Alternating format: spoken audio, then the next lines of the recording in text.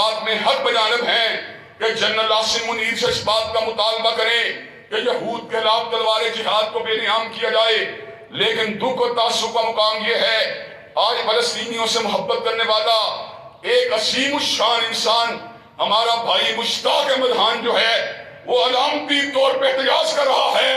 لیکن ہمارے حکمران اس کے علامتی احتجاج کو بھی گوارا نہیں کر رہے۔ اسپیکر کو چھین لیا جاتا ہے، ساؤنڈ سسٹم کو اٹھا لیا جاتا ہے، لڑکوں کو گرفتار کر لیا جاتا ہے،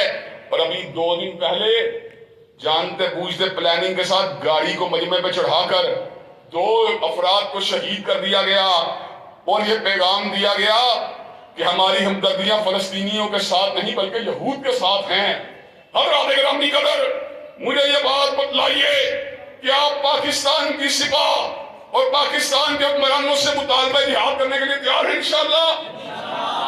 کیا فلسطین کے علاقے کے اندر یہود کے خلاف جہاد ہونا چاہیے کہ نہیں ہونا چاہیے؟ اللہ کے فضل و کرم سے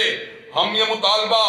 اسلام آباد میں بھی پیش کر چکے ہیں، اور آج لاہور میں اس عظیم الشان اجتماع کے اندر بھی پیش کر رہے ہیں، اور انشاءاللہ جب تک زندہ رہیں گے پیغام جہاد اور صدائے جہاد اور ترانہ جہاد کو سناتے رہیں گے۔